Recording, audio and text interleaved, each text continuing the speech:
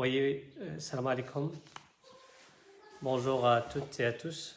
D'abord, je remercie mes collègues de m'avoir invité pour participer à cette très belle initiative de Qraya fi Dar. Et le sujet d'aujourd'hui, il va porter sur les styles de management. Alors, avant d'aller dans les détails ou dévoiler un peu les détails de quel est le style ou quels sont les styles de management les plus importants, j'aimerais d'abord poser un peu d'ordre dans le déroulement de cette conférence. Parce que notre objectif, c'est quoi? L'objectif de ce petit séminaire, c'est de répondre à la question suivante. Quels sont les bons, les meilleurs styles? Avant de répondre à cette question, il faut revenir un peu en arrière pour permettre à l'auditoire, aux personnes qui suivent un peu cette conférence, de comprendre quelques termes fondamentaux et principaux que nous allons utiliser.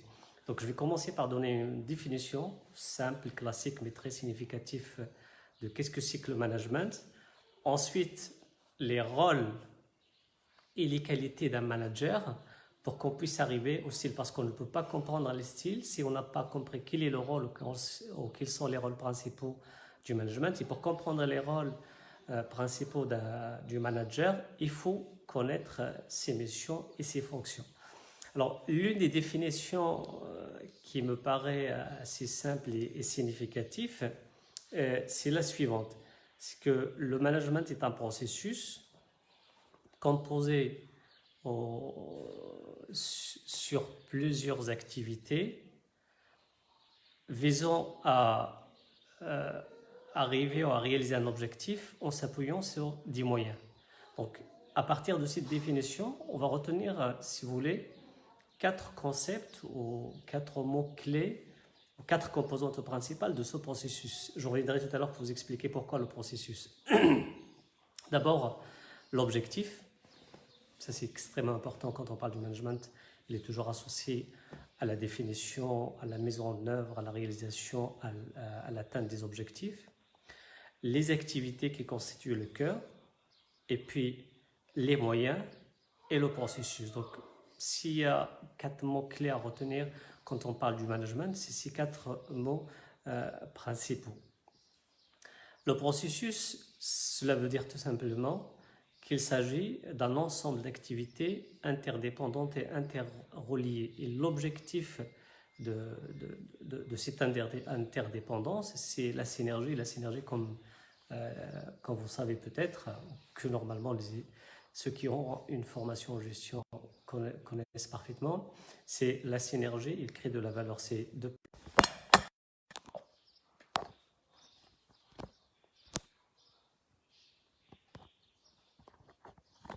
Donc, pardon, je disais que l'intérêt du processus, de présenter le processus comme s'il y a de l'interdépendance. Donc, le management a un objectif.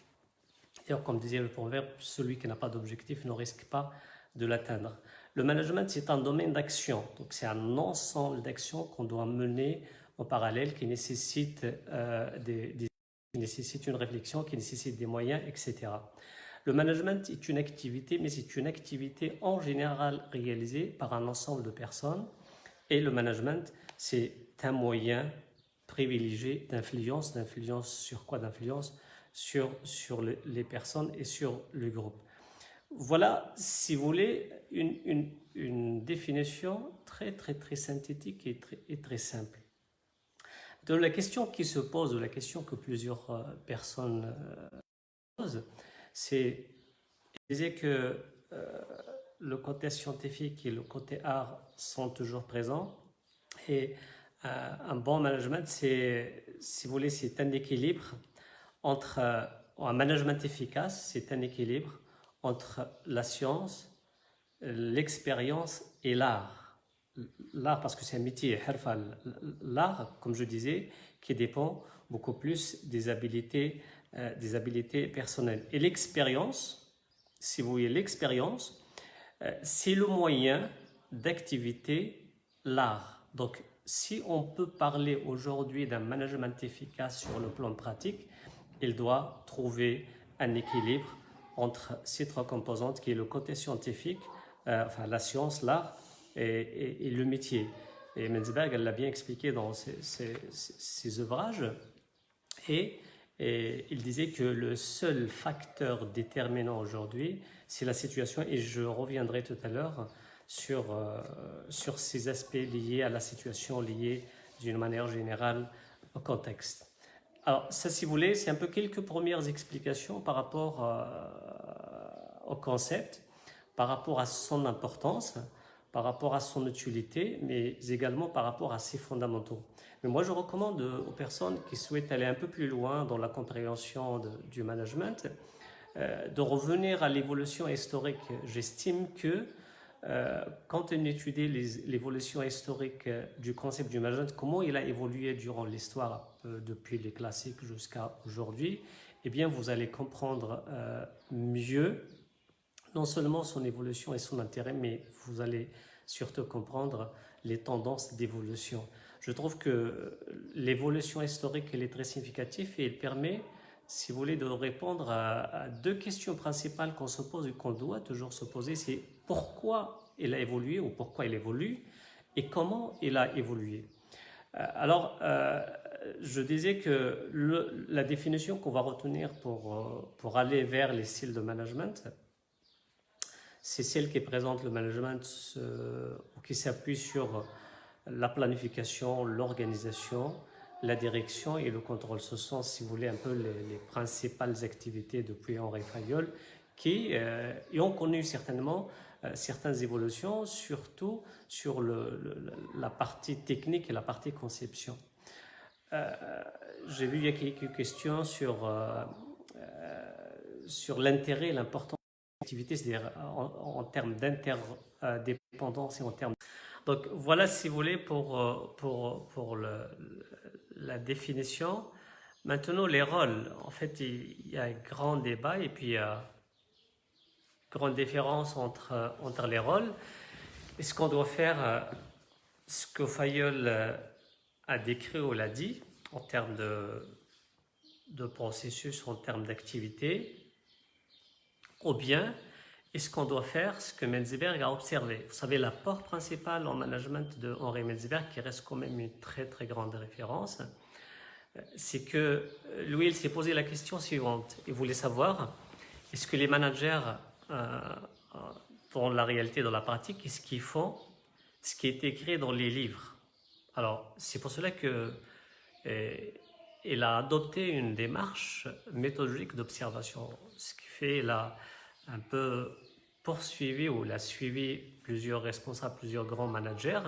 Il a fait de l'observation, d'où il a publié ce qu'a fait sa renommée, les dés rôles du manager. C'est-à-dire que les managers réellement, les conclusions principales de Menzberg par rapport au management, si vous voulez, ils ont remis en cause en quelque sorte un certain nombre de principes théoriques, ce qu'on lit sur les livres, d'où il a sorti ces nouvelles rôles, les dés rôles du manager, qui sont très connus, qui sont beaucoup plus proches de quotidien des managers que de ce qui est écrit sur le livre, bien entendu que dans la pratique, on trouve toujours des fondements scientifiques dans ce que font les managers. Alors les rôles, je ne vais pas les détailler, je ne vais pas rentrer dans le détail de ces rôles, ce n'est pas l'objectif, mais juste je voulais un peu vous donner envie, vous expliquer un certain nombre d'éléments que nous allons utiliser pour répondre à la grande question, est-ce qu'il y a un bon style de management ou il y a plusieurs styles de management,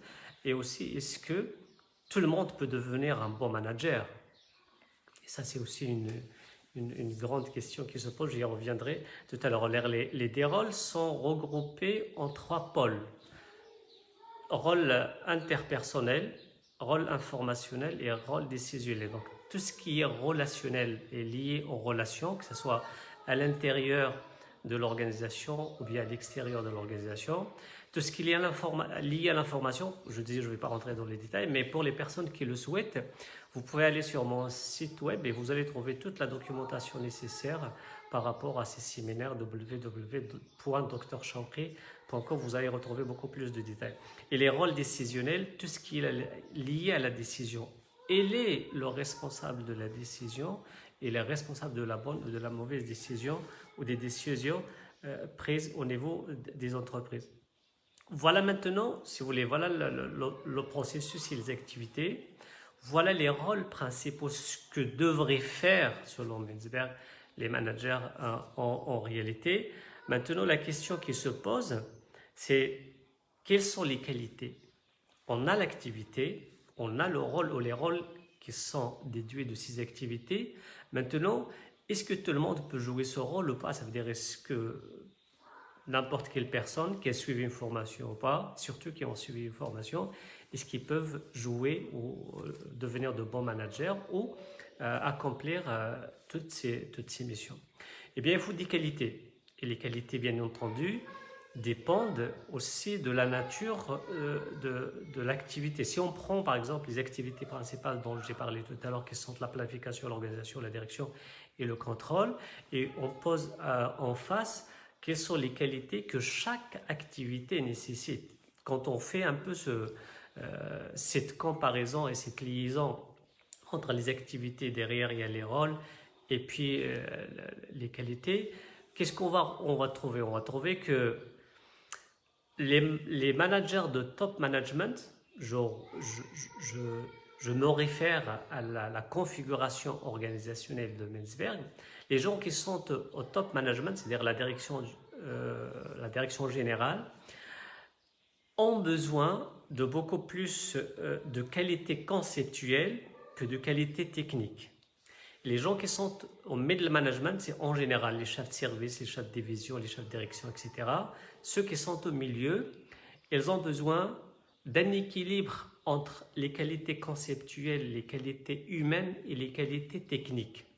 Et les gens qui sont sur le terrain, enfin les opérationnels en bas, ils ont besoin, vu la nature de leur activité, ils auront besoin beaucoup plus de qualité technique, parce que leur travail, c'est un travail de l'exécution. Quand je prends par exemple un comptable qui fait de la comptabilité, il doit maîtriser les outils techniques de la comptabilité. Mais vous allez remarquer tout de suite que ceux qui sont au milieu doivent avoir un équilibre. Pourquoi? Parce qu'ils sont en relation directe avec le top management, ils doivent avoir ou partager un peu un minimum de qualité conceptuelle pour qu'ils puissent comprendre et se comprendre et discuter avec le top management. Ils doivent avoir aussi partagé avec les gens qui sont en bas, parce qu'ils sont en relation directe avec eux, un certain nombre de connaissances techniques. De cette manière, et ils doivent avoir un équilibre entre les deux. Voilà, si vous voulez, un peu quelques qualités. Le temps, malheureusement, ne permet pas d'aller dans les détails, mais vous allez trouver, comme je viens de dire, beaucoup plus d'explications sur les supports. Je vais vous montrer un schéma qui me semble très significatif et qui explique un peu ce que je viens de dire. Regardez, là c'est l'exécution et la responsabilité, enfin dans l'encadrement, et là c'est le niveau. Quand vous prenez les gens qui sont dans l'exécution, ils auront besoin de beaucoup plus de savoir et de savoir-faire, c'est-à-dire beaucoup plus de qualité technique. Mais regardez, quand on arrive au milieu, c'est-à-dire ces personnes doivent avoir des qualités techniques humaines et des qualités conceptuelles ou des qualités comportementales, un leadership comportemental. Plus on évolue au niveau de la hiérarchie, les gens qui sont au top management, ils auront besoin uniquement de quelques qualités techniques, mais de beaucoup plus d'aptitudes comportementales et de qualité conceptuelle et comportementale et de qualité managériale. Maintenant, nous allons aller directement au style. Donc ça, j'ai fait juste une petite introduction rapide sur la définition des concepts. Et là, on va aller au style. Alors la question que tout le monde pose sur les styles, d'abord avant d'aborder les styles, par rapport à cette question principale, c'est que tout le monde peut devenir un bon manager. si des gens étudient le management dans les universités et les grandes écoles prestigieuses, c'est une étape de préparation de ces personnes pour aller sur le terrain. Ça veut dire, est-ce qu'ils peuvent devenir de bons managers? Alors, je vais vous dire une chose. La majorité de personnes peuvent, et là il a une relation très étroite avec la personnalité de l'individu. C'est pour cela qu'au début, quand on a parlé de l'art et j'ai parlé des habiletés et des aptitudes personnelles, il est lié à la personnalité. Moi, je pense que cette notion de personnalité, à mon avis, mérite une autre conférence et peut-être je reviendrai une autre fois pour ne parler que de la relation entre la personnalité et le comportement sur les milieux professionnels. C'est à partir de là qu'on peut les apprécier et les évaluer. Alors, la théorie de Buell Distribution, elle dit la chose suivante. C'est que de 0 jusqu'à 2% de personnes, ils sont des managers de naissance. C'est-à-dire, c'est inné. Et de 0 jusqu'à 2% de personnes ne deviendront jamais de bons managers. Ne deviendront jamais de managers. Mais jusqu'à 98% de personnes, ça veut dire ils peuvent développer ces qualités et ces capacités. D'ailleurs, la science, elle a bien justifié aujourd'hui qu'on peut développer chez l'être humain jusqu'à 33 capacités. S'il n'est pas un bon communicateur, il peut le devenir. S'il n'est pas intelligent, il peut le devenir. S'il n'est pas un bon manager, il peut le devenir. Vous allez remarquer qu'il y a quand même un pourcentage de personnes qui sont nées de très bons managers. Et vous connaissez tous pas mal de grands leaders au Maroc qui n'ont jamais été à l'école, mais ils ont bâti des empires, ils ont mis en place de grandes entreprises qui ont réussi grâce effectivement à leur leadership, à leur manager, même s'ils n'étaient pas à l'école. Ce qu'ils faisaient, c'est vraiment ce qu'il faut faire ou ce que les autres grands managers qui ont été à l'école faisaient. Ça a été justifié sur le plan théorique. Donc effectivement, un grand pourcentage de personnes peuvent acquérir toutes ces qualités et peuvent aller sur le terrain, comme je disais, comme a bien précisé Menzler dans ses livres, que je dirais, la pratique est le moyen d'activer ses habiletés personnelles et ce côté art, ou sous 4 styles qui sont le style directif, le style persuasif, le style participatif et le style délégatif, sont les 4 les plus cités avec des dénominations différentes selon les auteurs. Alors, chaque style, il a un mode d'action, chaque style, il s'appuie sur des comportements et chaque style s'adapte à une situation donnée. Je disais tout à l'heure, chaque fois qu'on pose cette question aux personnes qui suivent ce live, c'est que ces 4 styles, chacun a un mode d'action. Le style directif, son mode d'action, c'est diriger, il s'appuie beaucoup plus sur le fait de donner des instructions. Le style persuasif ou le style semi-directif, c'est entraîner, donc en partie on donne des ordres, mais ces ordres en général sont accompagnés de quelques explications. Et puis le style participatif, qui est un style qui développe ou qui est beaucoup plus pour le partage aussi bien de la décision que de la responsabilité. Et le style délégatif, c'est de déléguer, mais de déléguer quoi? De déléguer la responsabilité. Maintenant, ce qui est sûr, c'est que ça, c'est l'un des résultats auxquels on souhaite aboutir et que je voulais vous expliquer, c'est qu'il n'y a pas un bon ou mauvais style, contrairement à ce que peut-être plusieurs personnes pensent. Il n'y a pas un bon ou un mauvais style. Donc ça, c'est une partie de la réponse à la question que j'ai posée au début de cette conférence. Et puis, dans une situation donnée, un style est beaucoup plus efficace qu'un autre. Donc cela veut dire quoi? Cela veut dire tout simplement que tous les styles sont très importants, sauf qu'il y a un qui est meilleur par rapport aux autres, par rapport à la situation.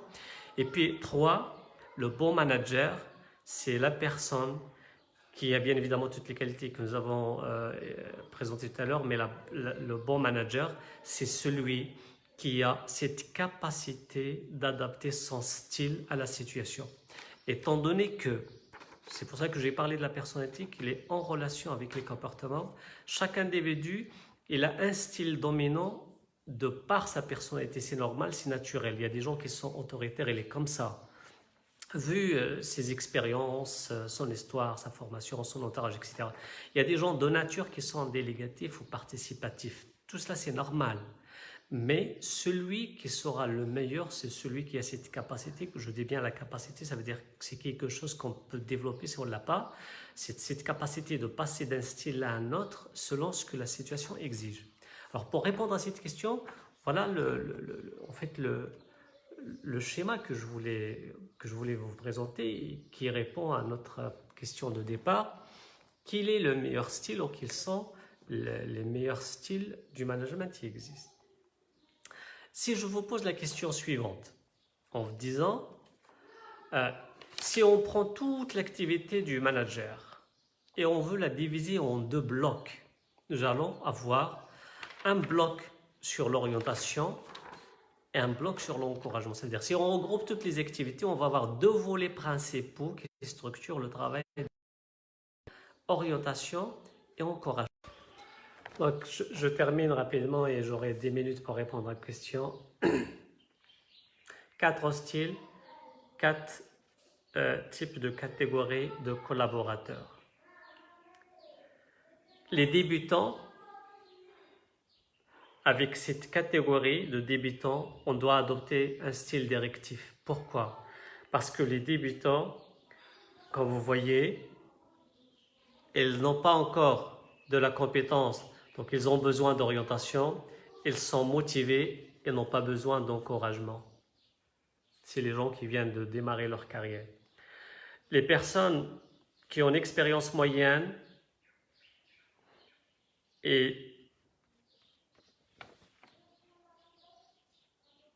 elles ont de la compétence, ils ne sont pas compétents, ils ne sont pas motivés. Ils ne sont pas compétents, pourquoi? C'est le cas des personnes qui font toujours la même chose dans l'entreprise. Il a acquis une grande expérience, il n'est plus motivé parce que c'est la routine. Ces personnes, elles ont besoin d'encouragement et d'orientation. Les personnes qui ont une expérience élevée, c'est-à-dire qu'ils sont très compétents, mais qui ne sont pas motivés. Avec ces personnes-là, on doit adopter un style participatif.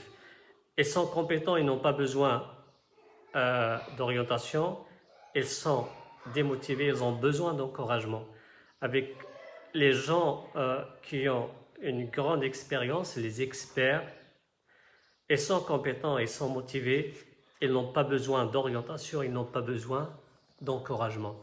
Donc voilà le tableau qui m'intéresse à partager avec vous sur une grille explicative. Vous pouvez avoir ce tableau sur le site, une grille explicative pour répondre à la question: quels sont les meilleurs styles? Donc, ce qu'il faut retenir dans tout cela, c'est quoi?